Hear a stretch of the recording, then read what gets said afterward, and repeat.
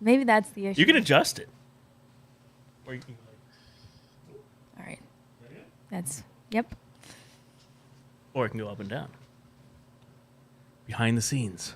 Big play. Vlog.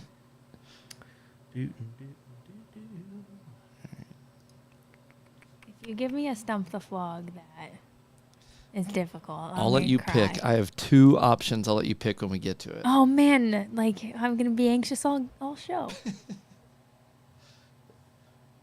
You'll be all right. Yeah, neither one's too bad, I don't think. I don't know him either. They're not as obscure as the soccer one. I think you're ready for the national anthem, Gab. That's all chest voice though. When I go high, remember. Still? That's where I'm having the problems. Do you want to do like the first part and then we could have someone sub in to finish it? Yeah. Or you can dub in the one I have recorded on my phone from a while ago. You just lip sync it? I'll lip sync to my own national anthem. Chris, how we looking? Oh, we're live. We're out there.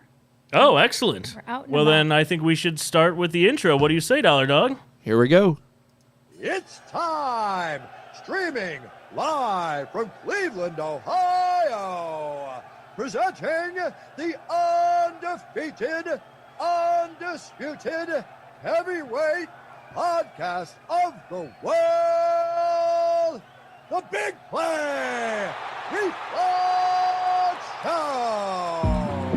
Okay, do you need medical attention? Yeah. What is wrong? I don't know. I know damn about it.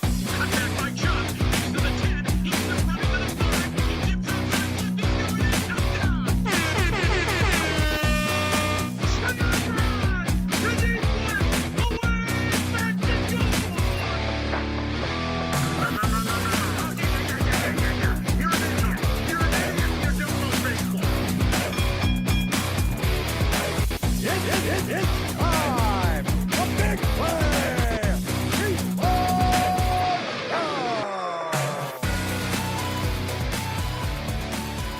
Welcome to the Big Play Reflog Show. What is going on, everybody? Happy Monday. We wish it was a victory Monday, but here we are with a 0.4% chance at the playoffs. I'm your host, Big Play Dave, alongside my man, Mr. Chris McNeil. What's happening? You're now famous, Dave. You What know is that? What? You're famous. Oh, yeah? Did So you I did you got retweet today- me? I got today in the mail. Yeah. It's an annual tradition in the McNeil family that we have a family newsletter. And you, my friend, made the family newsletter this year. Wow. How about that? How about that? It mentioned some of the things that we're doing on this show.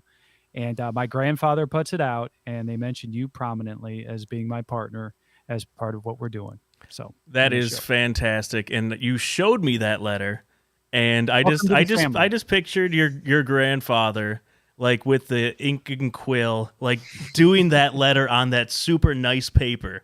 I wish we had a picture of it, but it's a He's very been doing big it for honor. like 50 years. It's incredible. It's- And he's got all of the newsletters going back 50 years. Like you could see newsletters where I was born back in the 70s, like all the way up to now. It's a big where I day have for my me. own kids, and I have Dave. That's right. Yeah, That's right. we're winning. Gab Cruz in the house yet again. What is up? I did not make the newsletter. Yes. You know what? Not yet. Things to Not strive yet. for. Although, if you do that Christmas music for McGrandma, I think Yeah. that gets in there. We Oh, gotta, that's in. I'll work on my Christmas song for McGrandma. There we go. And the one and only Dollar Dog Nick in the production hub. What's up, brother? Not too much. I got nothing. No playoff talk for the Browns. We'll get a little Buckeye talk today, maybe. There we There go. you go. All right, we got a lot to talk about. Let's get right into it. So tonight on the show, we'll kick it off with Cleveland headlines brought to you by Shaq News. Then we'll have a Labatt Blue Light with Adam Jardy talking Buckeyes basketball. We have not done any of that, and we're just kicking it off. So that'll be good to talk a little Buckeyes since we don't want to talk too much Browns. And then after that, much to Gab's dismay, we will be playing a round of Stump the Flog. Here we go. That's right. I'm ready. And then we'll finish up with some big play bets. previewing the Ravens-Browns game, brought to you by Tipico, the exclusive sports book of the Big Play Network. Let's get it going. It is Cleveland Headlines.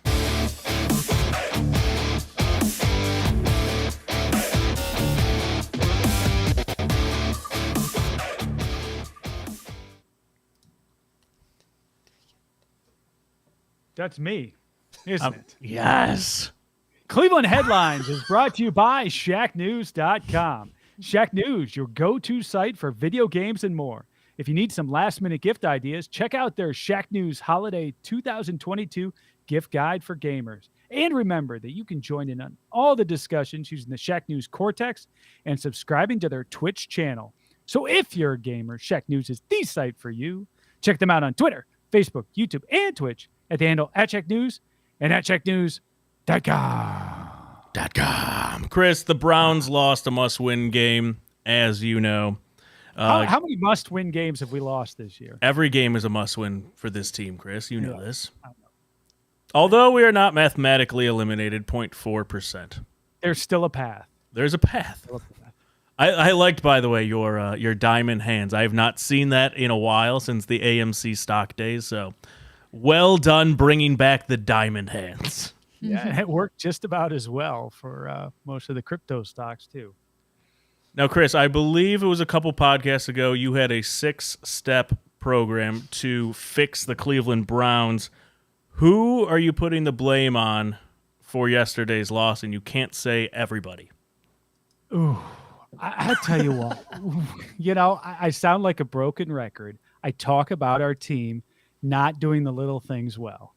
And that comes down to coaching. We're undisciplined, Dave. We saw a lot of penalty flags yesterday, and that's an understatement. And I know some of them were egregious calls, were not good calls against us. But there were a lot of them that were good calls. We should have been called for them. That roughing call. I mean, awful. You got to cut that stuff out. That changes the whole complexion of that game. In addition, the coaching decision-making, I still, for the life of me, don't know why we get as cute as we do. Why are we bringing in Jacoby Brissett on 4th down and going for a bomb? I know he was open in the end zone, but we didn't execute it. It's not worth any points if you don't complete that pass. So I don't know why, if we've got the kind of talent we do on this team, we don't line up and just eye to eye just beat them. I mean, we're trying to play chess when we can win at checkers here.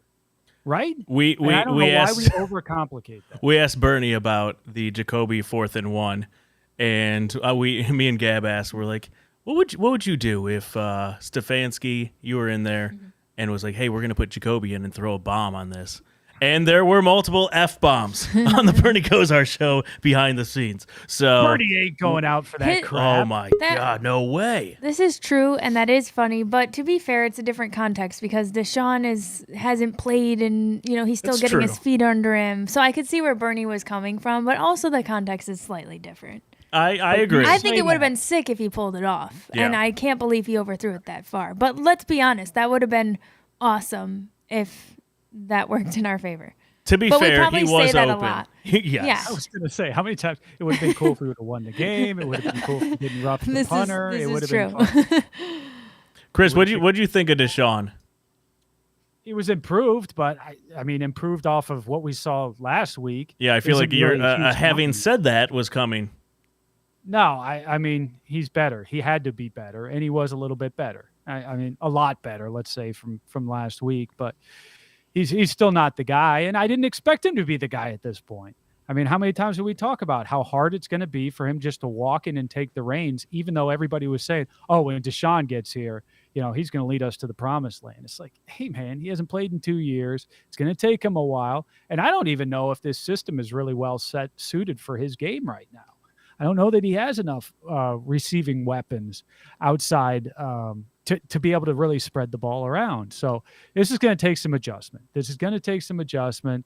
And I don't think we're utilizing any of the talent on this team to the potential that's there. Do you think that Kevin Stefanski would be willing to change his offensive scheme now that he has Deshaun Watson and he can see what he's going to be capable of? Do you think Stefanski is going to stick with the system that he knows and we're just going to have to deal with it? I think he's a pragmatic guy. He's a smart guy, despite Right. the fact we give him a hard time. And from a practical standpoint, he either has to adapt or die here. He's going to get fired if he doesn't adapt to something that's going to work for his very, very expensive quarterback in Deshaun Watson. So he's going to have to figure out, the personnel, the scheme, and everything that's best going to fit Deshaun Watson, set him up for success, and therefore set the Browns up for success and him by extension. I mean, that's the way this thing's going to work. And if he doesn't, if he continues this questionable play calling and really not setting up a system that makes the team flourish and the offense move, for God's sakes, we're not scoring any points out of this offense right now, then he's not going to be here for very long. Gab, thoughts on the Browns thus far with Deshaun? Yeah, as expected. It was nice to see him not as choppy as the first game we saw. He wasn't throwing him just it was 2 feet in front of him in the dirt. It was uncomfortable to watch that first game, and I understand. So, in a weird way, I feel like he turned it on kind of quickly. He looked a lot more comfortable all of a sudden. And yeah, he wasn't perfect, but my biggest question is I wonder how long it's going to take for us to even gel in that capacity where he is that top 5 NFL quarterback, Like how long until he... Yeah. At least Why don't one we run the full... ball in the meantime? I mean, come on. Why? Well, are we not you know what? run... Like it sucks to be out of the playoffs, but now we could who cares? Like F it. Like we can just go run a spread offense and go sling it and let's see what you got. Yeah. I don't think we're gonna actually do it, but I feel like it would be a good idea. Yeah, now's the time to experiment with him because the rest of the season doesn't really matter. So. And I could see that side of it. I could definitely see that side of it because otherwise, I mean, not running Chubb, he's got so much talent. It's like a war crime to not give that guy the ball 20 times. And how many yards did he have? He had under 50 yards. Under or something? 50. Yep. That's insane. That's insane. When we're resting him for next year.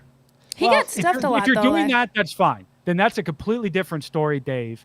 I would get that almost on some level, but if we're really characterizing this as a must-win game, then that's not something that should be happening. Yeah, but we've been resting him since 2018. Correct. Yes, it's. Ooh, he's got fresh legs, ready to go for next year. Yeah. All right, let's move on to a better team. Cavs were a third of the way through the season. We're the 3 seed. Gab, 17-10 overall. Who's ahead of us? How would you grade the first 27 games? I think Milwaukee and Boston. Oh, Celtics. Okay. Celtics and the Bucks Bucks. are probably exactly better. Who we thought were going to be ahead of us too. To be honest, I haven't seen a ton of the Cavs play, but when I have seen them,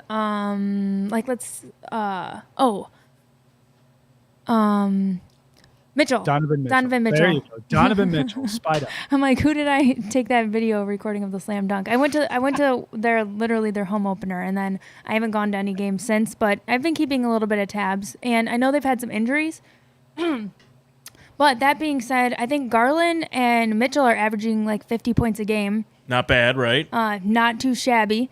And is Jarrett Allen, was he injured? He's back. Yeah, he was hurt. Back. Yeah, he's back as of last week. Oh, good. So I think good things are ahead for them. Yeah, and he gives them, I've talked about it on the show, just the attitude that Jarrett Allen gives this team is so much. There's such a palpable difference when he's not in there to when he is. I was at the game last week, the Lakers game. You got LeBron in town. That was Jarrett Allen's first game back. And boy, the energy, it was a playoff atmosphere in the arena, which was really cool. You had Myles Garrett there. You had Nick Chubb there. You had David Njoku there. You had Joey Chestnut there at halftime. How many pierogies did he eat? 47 pierogies at halftime, which was pretty cool. And then he did Oreos after that. It was pretty wild. But so yeah, it was a really fun atmosphere. The team looked great. And it's such a grind with the NBA. So I want everybody just to stay healthy for, Bickerstaff to get his rotations down as we progress through the season, because I think this can be a special team. We're right where, we're better than what I expected. But we're there at that upper crust. We're right there at that upper crust. We're banging up against the Celtics. We're banging up against the Bucks there at the top of the East. And this could be a special team. So let's keep riding. 1/3 of the way there. All right, let's keep basketball going. We're going to flip the script to the Ohio State Buckeyes, our featured interview of the week. Let's get it going.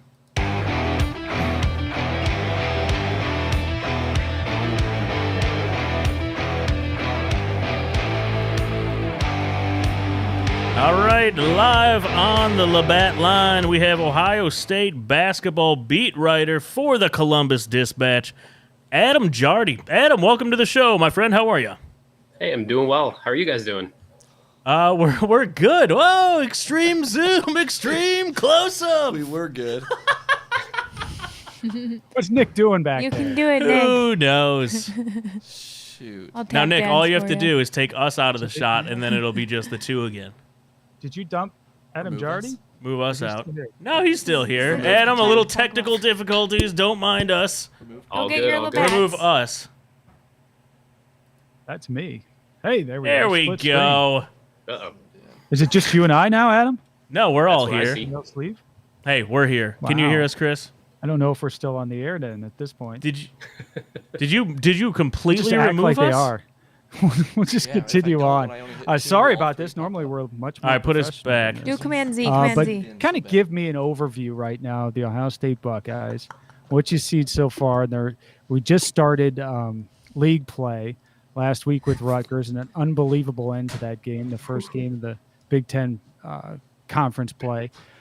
Tell us about where the team's at right now, and what you've seen from this young ball club.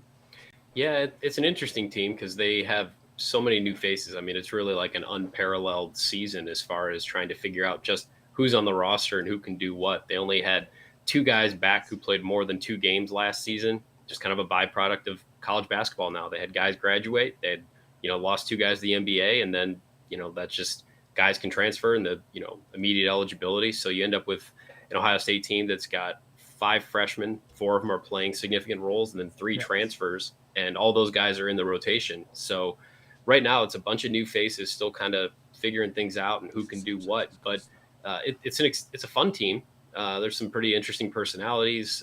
They're playing a pretty attractive style of basketball, I would say. And there's real belief that this team has much better basketball still ahead of it. Like once these guys get a little bit more experience under them, once they get to January, February, this team hopefully will find a new gear and should be, a really fun team by the time the tournament comes around. So that's exciting, kind of thinking that every time they step out on the court, they learn a little bit more and that there might be better basketball ahead. Now, from a broader view, when you look at the Big Ten, where does this team kind of fit into the mix? Who do you see at the top of the Big Ten, and where do the Buckeyes kind of shake out? Well, right now you got to start with Purdue. The Boilermakers, #1 in the country, and they're just Zach Edey looks like a monster. I mean, he's 7'4", so he kind of is a monster. But he's been unstoppable. His numbers have been video game numbers. It's hard to pick against the Boilermakers right now. And then it really gets interesting. You can make a case for, I think, probably 7 or 8 teams to be right there behind Purdue. I mean, Indiana's one of them. Illinois is one of them. I think Ohio State is in that mix, and I think by the end of the season will be in that mix. But it's a wide open league, honestly. I feel like when it comes to Purdue, it does feel like it's their crown right now. But Ohio State still has 19 Big Ten games to play. Most teams have 18 Big Ten games to play. It's just a fascinating season, really, for the league because Ohio State's turnover, in some ways, doesn't really separate itself from the rest of the league. There are, I think, like 15 of the top 20 scorers from last season are gone. Most of the all-conference teams are gone, just a product of transferring and graduation in the NBA. And so it's a really revamped Big Ten. And I think anybody that thinks they have the league figured out right now is just straight up lying to you because it's just a bonkers season. Now, taking an even broader view, where does the Big Ten stack up against some of the other conferences in the country? That's a good one. I think the Big Ten is deep. I think there's as many as 9 or 10 teams that could make the tournament. Yeah. The thing that has been holding the Big Ten back is it will consistently get teams in the tournament, but then nobody's standing there by the time you get to the Sweet 16 or the Elite 8 or the Final Four. We're going on 22 years since the league last won a championship. Yep. So I think at a certain extent, like the league has a lot of really deep or has a lot of depth and has a lot of teams that can compete at a high level, but it almost seems like they just wear each other down. And by the time March rolls around, they struggle to adapt to different styles and struggle to put together a tournament run. So I think when you look at like quality wins and just, upper level talent, I think the Big Ten is right there with anybody right now. I mean, the SEC is probably the best basketball conference right now. Big Ten's right behind it. But the question for the league, every year now is just, can they make a run at March? Can somebody get to a Final Four? Can somebody challenge for a national championship? And until that happens, the league's just going to be a step behind everybody else from a perception standpoint. Okay, taking us back down to the team level, there was a big transfer that the Buckeyes got in the offseason with a fantastic last name, Sean McNeil. Talk about him and where he's been fitting in on this team. What's the upside for this fantastic individual with an awesome last name? I would say, aside from the fact that we know anybody with a McNeil is obviously excellent in whatever field they choose. He's one of the best shooters I've seen at Ohio State. And it's not just that he can be a lights out 3-point shooter, but he's got more of an all around game that Ohio State hasn't really seen from a shooter in the last couple of years. And he played the last couple of seasons at West Virginia, played under Bob Huggins, and just wanted a chance to show that he could do more. So he comes to Ohio State, and he's their most deadly 3-point shooter, but he can put the ball in the deck. He can get into the lane. He has a pretty nasty mid-range jumper, a really good jab step, still kind of coming along defensively, but he's a guy that's played in the Big 12 for several seasons. And, on a team with so few experienced faces, he's not phased. He went to Duke, and, they played in Maui, and they've had some of these high level games here. And he's a guy that, you can count on. He's already been in some of those atmospheres and some of those experiences. So, interesting dude, though. He played a year at community college. He took a year off in between high school and community college. He's very, very unheralded out of high school, but has really made himself into a high-level player. All us McNeils do. Not much is considered of us coming out of high school. Then all of a sudden we just show up. So when you step back and you look at Holtman, what do you think? What do you think his biggest challenges are as a coach at this point with this ball club? In terms of developing the talent, in terms of developing the core of this team, where do you think he's at, and what do you think lies ahead for him? Well, right now they're basically in a reset. This is a year with so many new faces. They've committed in this era of college basketball where you can transfer and have immediate eligibility. And you see teams that go out and just say, we're not really recruiting high school kids anymore. Like, we're going the transfer portal. And, if it's not a top 50 kid who's in our backyard, we're not going to recruit him. Ohio State's gone the opposite way. They will go in the portal and they'll plug needs when they need to, like losing Malachi Branham this offseason to the NBA after 1 year. That's why they have Sean McNeil. They needed to go out and find a 2-guard. And so Sean McNeil was available, and they brought him in.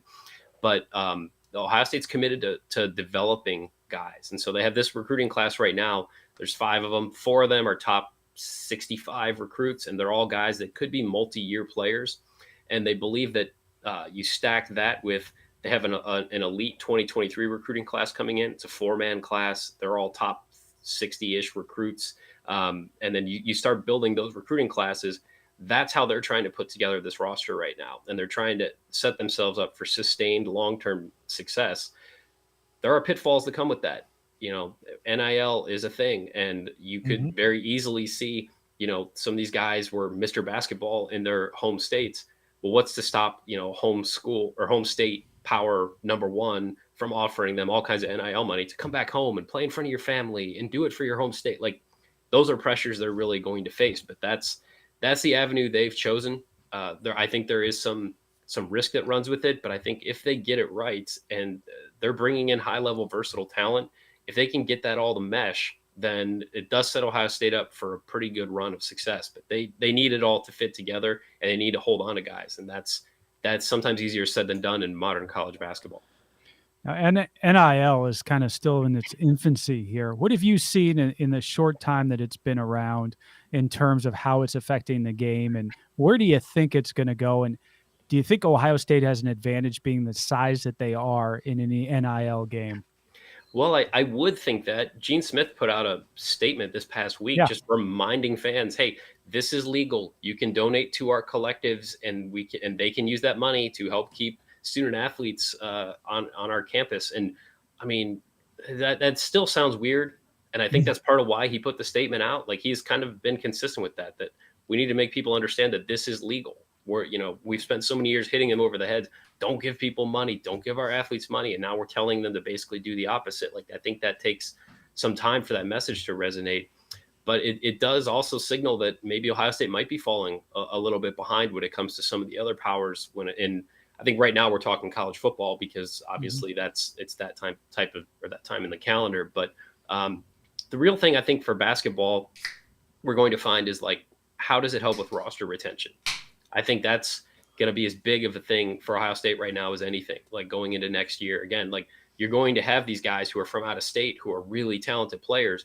You're going to have somebody in the back of their home state saying, we're going to give you X and you're going to play this much. And, you need to hold on to those players. If they want this plan to work, they need to keep those guys. And so I don't know how it ultimately all shakes out. And I don't know if Ohio State continues to win those kinds of battles, but that's going to shape, I think, the future of the sport as much as anything. And we're already seeing it with football right now. Yeah, it's been fascinating.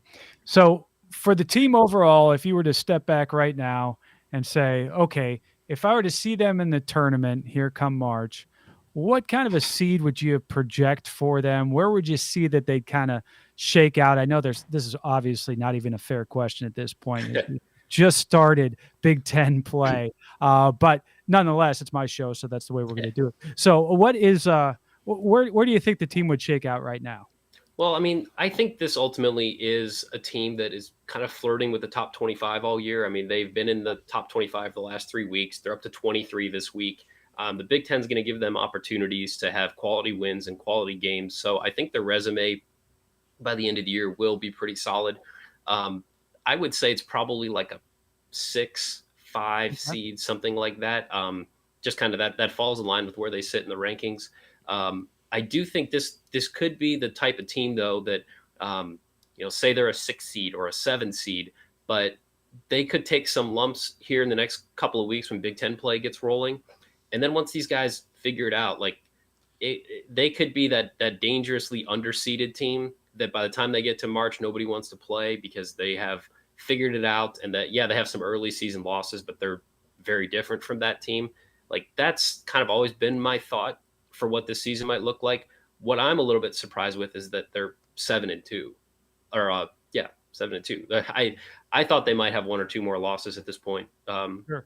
on the calendar, but so maybe they're a little bit further along than I thought. But I do think they're going to take a few lumps before it's all said and done. Before I get you out of here, any thoughts on the Buckeye football team? Do we have any kind of a chance against Georgia and maybe to really make this thing interesting? Well, I'll be totally transparent in that I don't cover any football. I know you're a basketball guy, so I'm just asking you before we get you out of here. Sure, I just want to qualify my answer in case I look incredibly stupid here. But you can't look any dumber than we already do on a day-in, day-out basis. Trust me, week in, week out basis. It's been my steadfast belief from the second it was a possibility that it has been ordained by some higher power that Ohio State and Michigan are going to play again.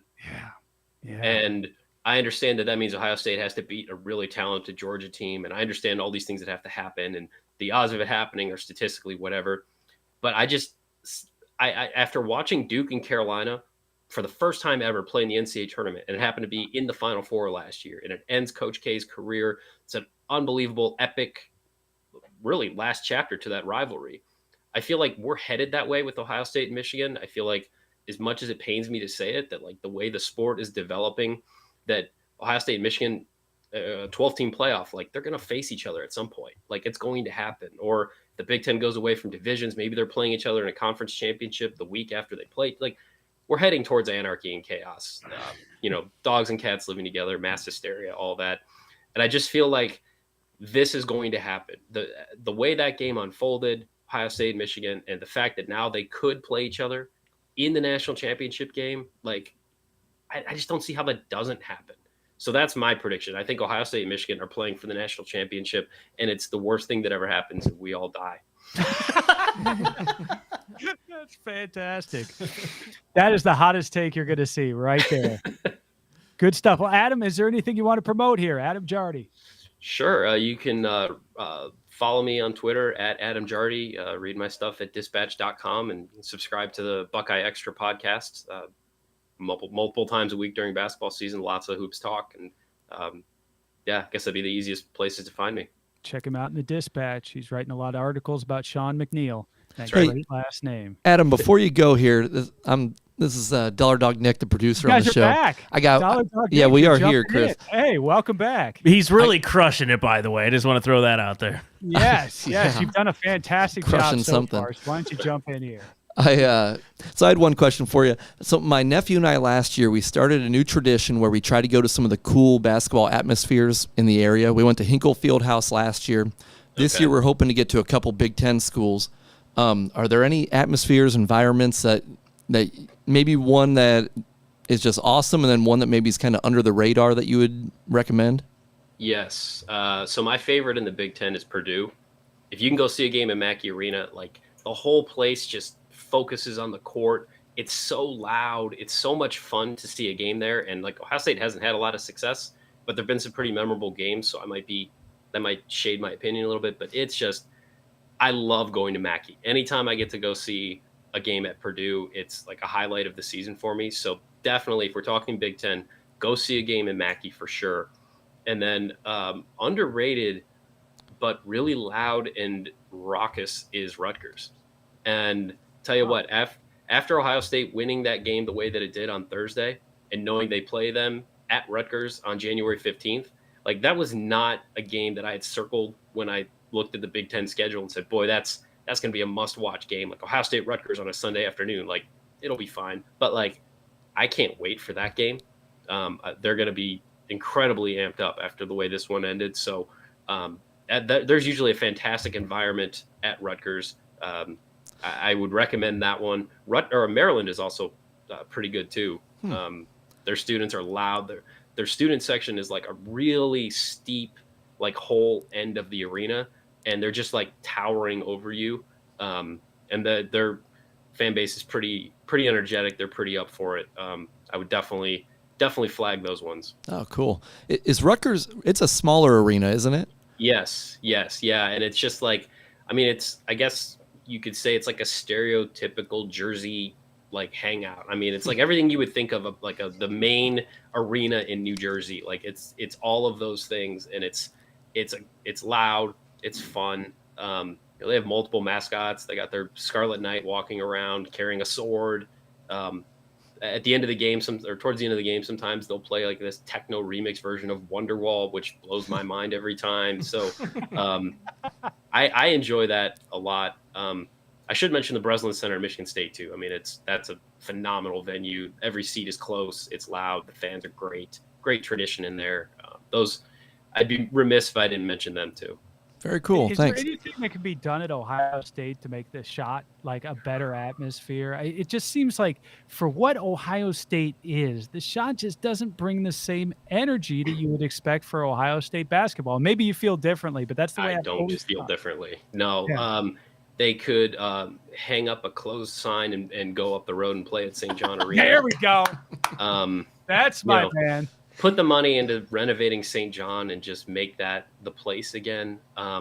It's just, I will say, when the shot is packed, when there's 18,000, 19,000 people in there, it's as loud as any arena. And that's great. It's a great place when it is fully packed. But it is too big and it is too open.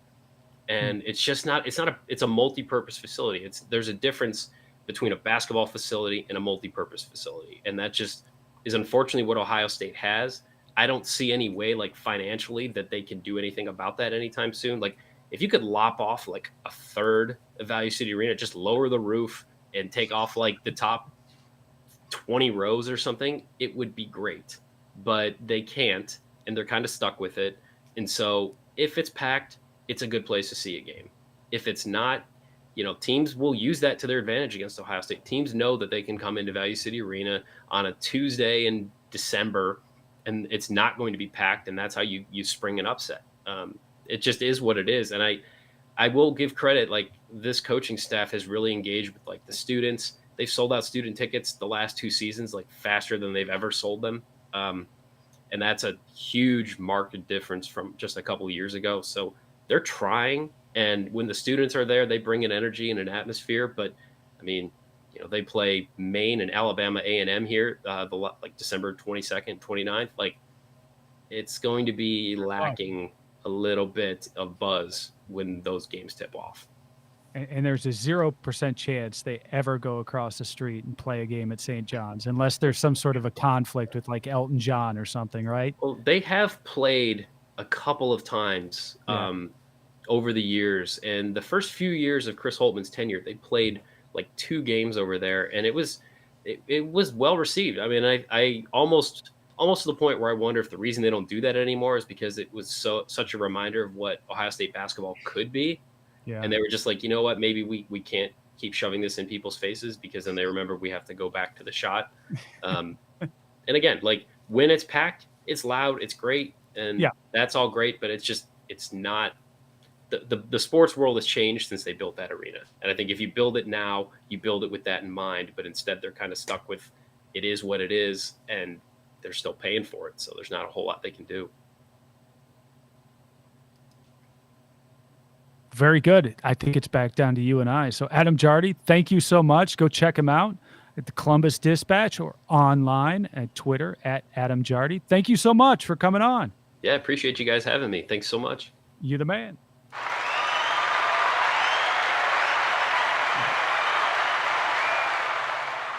All right, Adam Jardy, good stuff, Chris. Well done there, sir. Yeah, thanks for all the help there, Dave. Oh, you're welcome. Asking all those Buckeyes questions. It was interesting. That was a good break from the Browns, absolutely.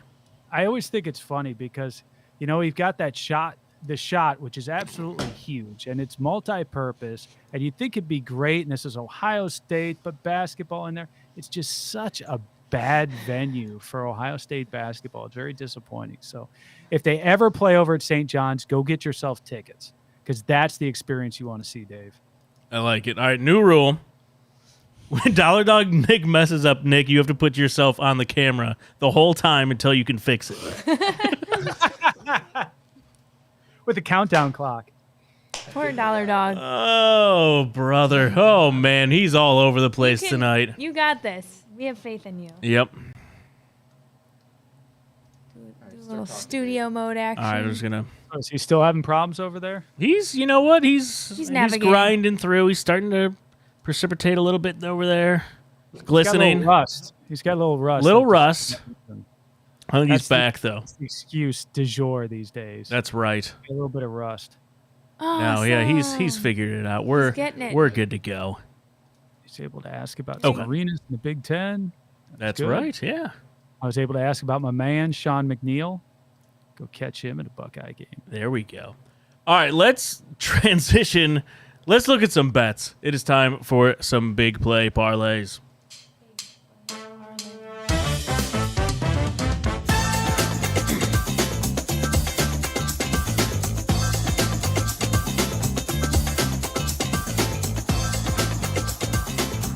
Gambling is 3 weeks away in Cleveland, Ohio, and all of Ohio for that matter. Go get $150 for free. Download our friends, the Tipico Sportsbook, and get $150 free dollars loaded into your account for January 1st. I can't believe that's less than 3 weeks away. That's wild. We've got some... I would say the thing I'm most excited for sports betting is to bet the Browns. Now that we're completely out of it, we need something to keep us hooked in. This is going to get it done. Go get $150 and bet with us.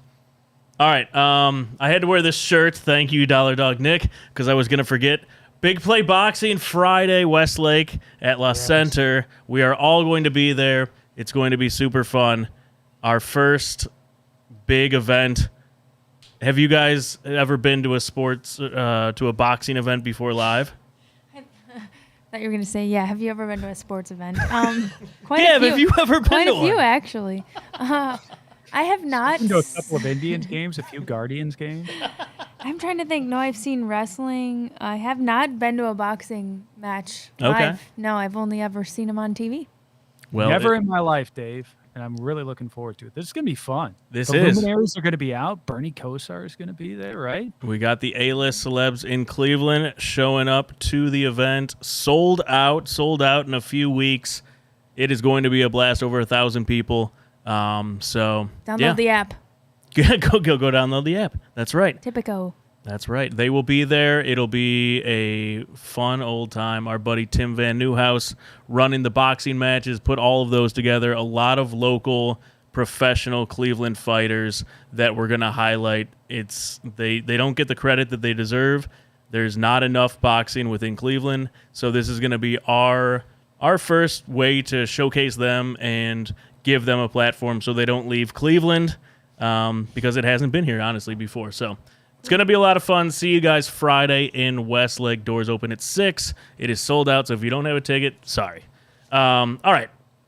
Browns, Ravens. Are you ready for this over-under? Okay. Gab? Yeah. 37.5. That is not a lot of points. Well, I'm seeing that it looks like we're averaging 23.1 points a game.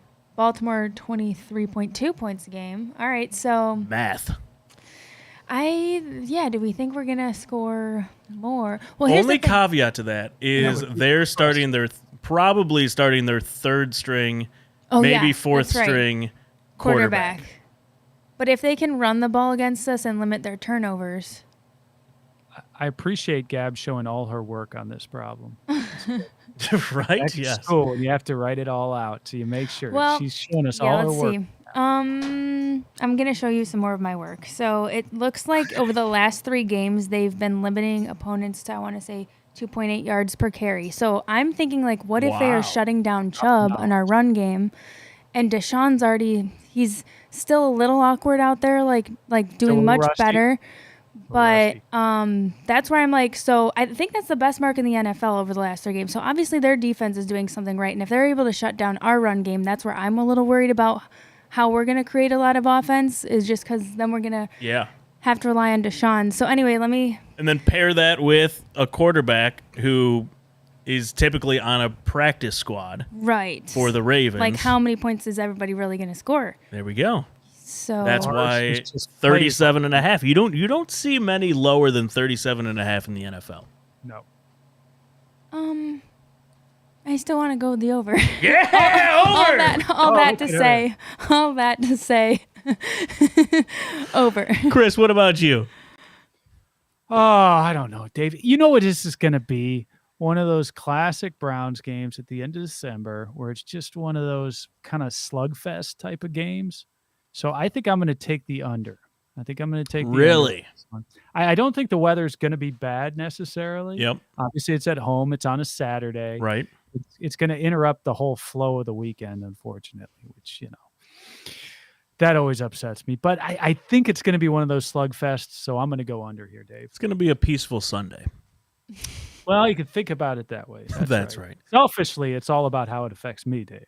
I think it's going to be over. I think we're going to blow them out because... No, I do. And the only reason I think that is because it doesn't matter. And so the Browns are going to give us an awesome game that doesn't matter. 5 wide. That's an interesting. That's a good theory. Counterpoint. You know they're going to do it. Okay, What? dollar dog. We never beat third-string rookie quarterbacks.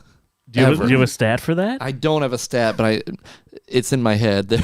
We don't beat rookie third-string burned in my backup brain. quarterbacks. How do we do against bird mascots? This is a bird mascot question. That's a good question. Yeah, actually, Really? you do have the stats on that. How do we do against birds? I think birds are bad because Ravens. Birds are bad. I looked at it today. I think Stefanski's. Cats I don't are remember good. now. 2-6 or Birds are something bad. versus them. 3-6. 2-6 or 3-6 versus Something. birds. Okay. Who else is a bird team? Eagles. I don't think we've played them in forever. Eagles, Yep. Falcons. Falcons we just lost to. Yep. Cardinals we got killed last year by the Cardinals. I don't Seahawks. think we can beat birds. This isn't Stump the Flog. Is it bird teams in the NFL? No? Okay. Seahawks. Don't want to give away too much there. Seahawks we didn't beat when Baker the phantom handshake with Richard Sherman. Was that the Seahawks or was that the Niners? That was, I want to say that was the Niners. Oh, never mind. I want to say that was the Niners. Okay, over on yeah. So I'm taking over 37.5. Okay. I just have a feeling they're going to Wow. give us a great performance when it doesn't matter. Dave, you and I expect completely different ball games here, I think. You Let's know what, continue. though? Like, I think that now Deshaun has no pressure because he's not That's playing why I for still think anything. we're gonna go over. I don't know that it'll be a blowout. Yeah. But that's exactly why. But I honestly think that's going to be a huge weight off of his shoulder because Jacoby played really well, even though our record didn't really reflect it. But I think living up to filling Jacoby's shoes was weighing on Deshaun a little bit at least, and now he's obviously it's got a lot on his mind. But I think that in this game, some of that is going to kind of be subdued because we're not playing for anything. And he is just going to go out there and he's going to light it up. Yeah. He's going to improve each week here. And I think this is going to be a game where we see Deshaun and we go, okay, this guy is a franchise quarterback. He's going to be back next year back to form what he was. So you're thinking shootout. I'm saying thinking slugfest. I don't think it's going to be a shootout. I honestly think we're going to win like 27-10. Oh, okay. Like I think we're gonna beat them badly. I think we'll beat them by a field Okay. goal. Okay. Wow. The optimism is just blowing me away here. And I was listening to the Bernie Kosar show, which is fantastic, by the way. Both Bernie, Hanford, they were both positive, as I recall. I think they both have the Browns winning this weekend. So I'm going to go the opposite way. If everybody's going one way, I'm going to go the opposite way. I think the Browns are going to lose this slugfest. Yeah, and again, doesn't matter. So who cares at this point of the season? And we can't gamble on it legally yet. So really, Right. who cares? Yeah, you know what? Give us 3 weeks until we get some Then good we'll games to care. gamble on. That's right. And we'll care about these late season games. All right, Chris, over under is a half. Thrown helmets on the sideline by our buddy Cade York. I didn't actually see it. I think this refers to right before halftime, right? Where he wanted to kick a field goal. Yeah. I'm that what actually in the Cade I was York listening to it. camp on this one because I think if you look at it, not to get all analytical, because I don't love the analytics, but if you looked at the analytics, the probabilities of Cade York making a 67-yard field goal or us converting on a Hail Mary, you got to think the field goal is more probable to put points on the board, right? As long as we take it back the full 7 yards as opposed to 6, then that. But would you know be what I mean? Like I've Yeah, never you're right. understood that with the NFL. Like even at the end of the game, if a team is down 2, there's no time left, and it's like a 66-yard field goal.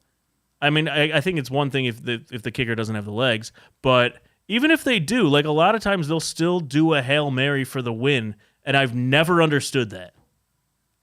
Yeah, I'm with you there. I'm with you. I was listening to it on the radio, and they didn't even allude to this whole episode. So, but I think that's interesting that Cade York kind of flipped his shit over there. But yeah, I'm with you. I think they should have kicked it.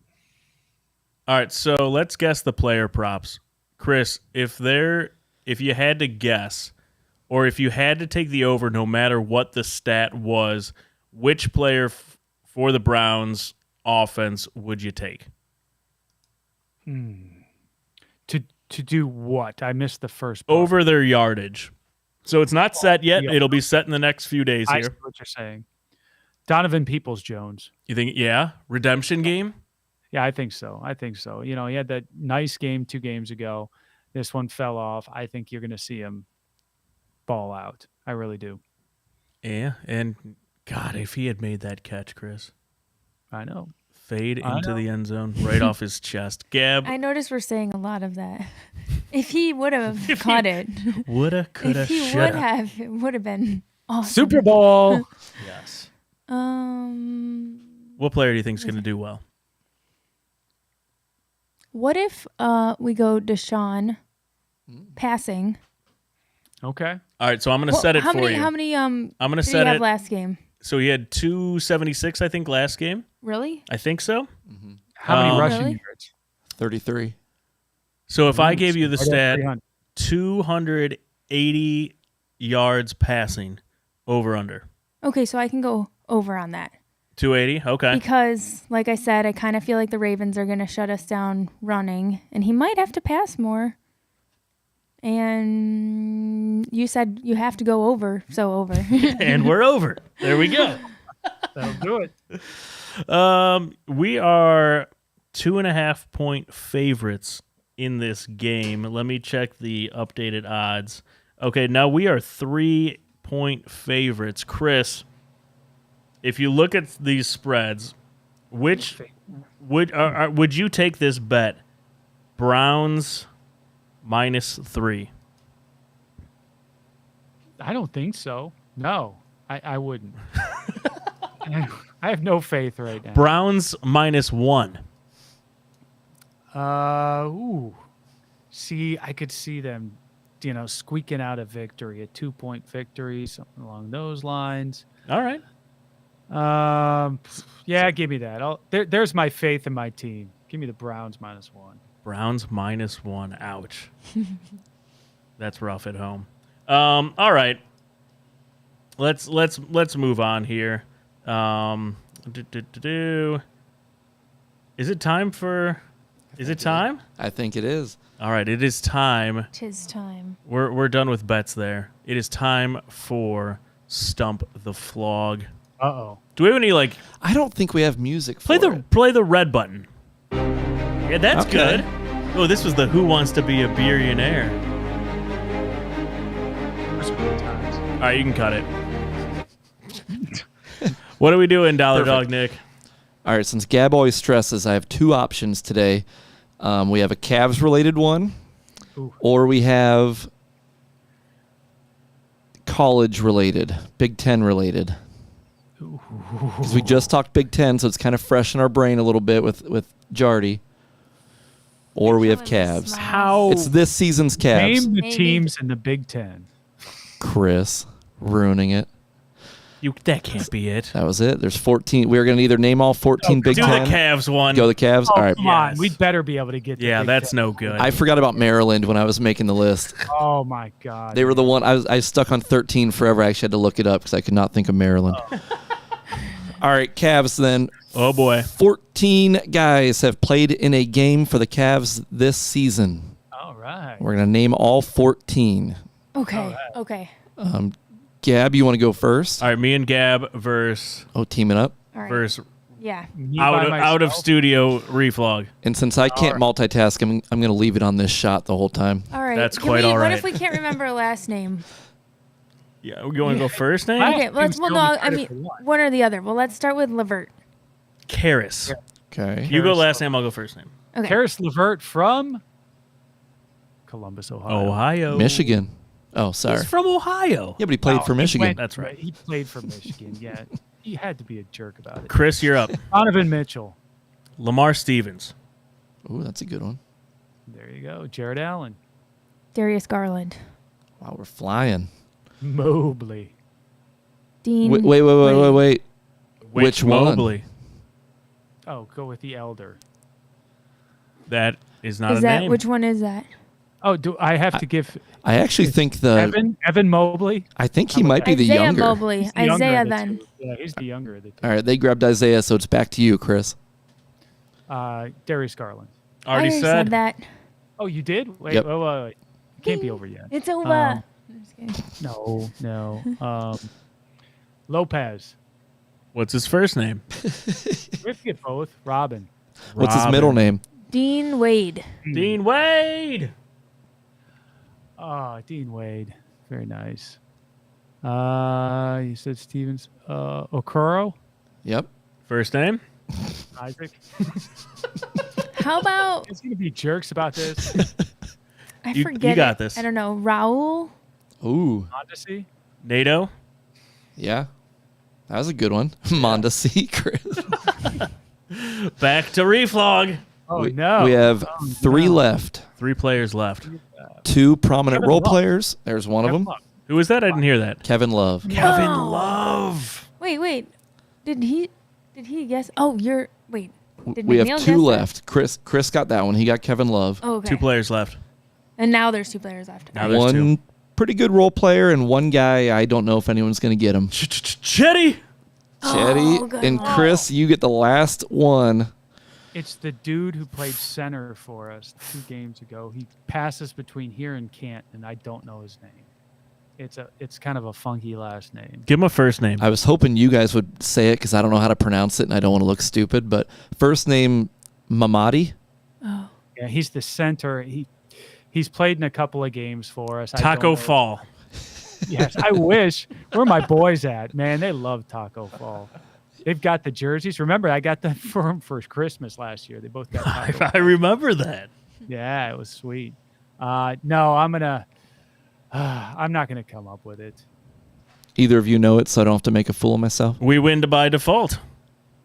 Is that his last name?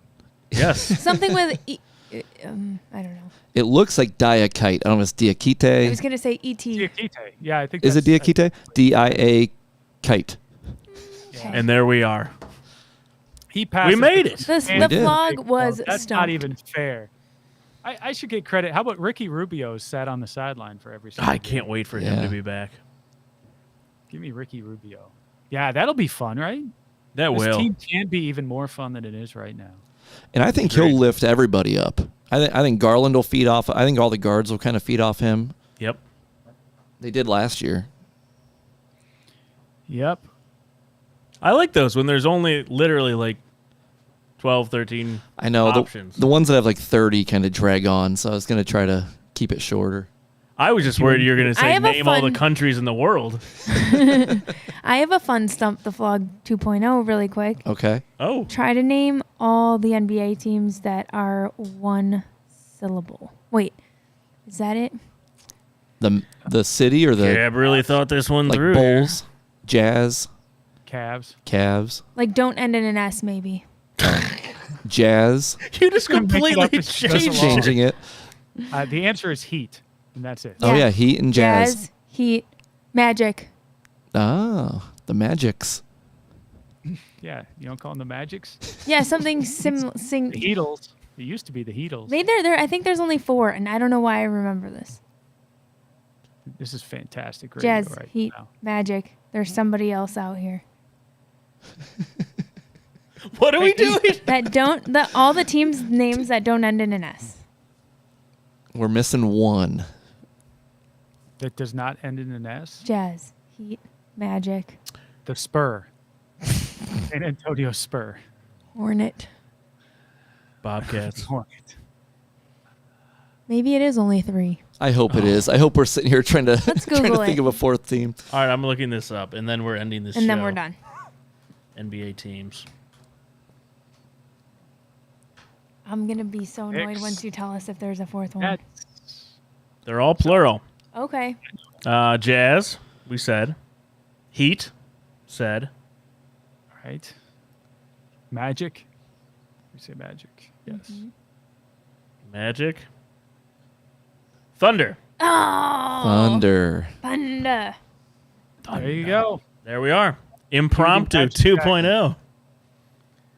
NBA teams with one syllable. All right, let's call it a show. Non-plural. Hey, we didn't even Non-plural. touch on the Guardians news. Oh yeah, Oh, Josh Bell, Bell. 2 years. Josh Bell. You know, Very my nice, dad texted me. He's like, "What do you think about us getting Josh Bell?" And I was like, "I honestly haven't even seen it." And he's like, "All right, you're no good to me. I'm gonna text my 11-year-old Jack." And he's like, "Josh Bell, he was 9th in the league in hitting." He was all pumped up, and I'm like, "All right, we got ourselves a hitter." So yeah, I hope Josh Bell can get back to the Josh Bell of not last season, but I think. We don't have many options at first base. I don't think he's a great first baseman defensively, but we needed a right-handed batter with a little bit of power. So Well, he's Another got bat. Scott Boras is his agent, and if there's one thing I know, Scott Boras knows a good deal, and I think what he's going to try and do is re-energize and revigorate his whole career in Cleveland and try and get a big contract for the end of his career. So as he he's gonna should. be- right, and which is great for both parties, right? Yeah. I mean, he's only 30, so he could great for all. easily do it. Yeah. Yeah. So this is the test. So I think that puts a lot of pressure, a lot of heat on him, which is perfect. So he's going to perform, and then he gets a big payday at the end of it. It won't be here, but it'll be somewhere else, and we'll get the margin in between. It'll be very good for both parties. And there we So go. hit some home runs for us. Slipped in some Guardians right at the end. There you go. All right, that's enough show for one week. Thanks for tuning in to the Big Play Reflog Show. Huge shout out, Shack News. Go subscribe to their Twitch channel. Shout out to Labatt Blue Light. Also, by the way, Gab, they sent us a 12 Days of Christmas. Mm-hmm. We get a new beer every day. I just put it next to my kid's advent calendar, and the Father of the Year. What you do every morning is you flip over the advent calendar. That's right. Morning beer, crack it. Here we go. Thank you, Labatt. And huge shout out, Tipico Sportsbook. Go get that $150 from the app. All you got to do, download the app, make a deposit, $150 in your sportsbook January 1st. We'll see you guys next Monday night, 9 p.m. Go Browns, hopefully. It's time! Streaming live from Cleveland, Ohio! Presenting the undefeated, undisputed heavyweight podcast of the world, the Big Play Reflog Show!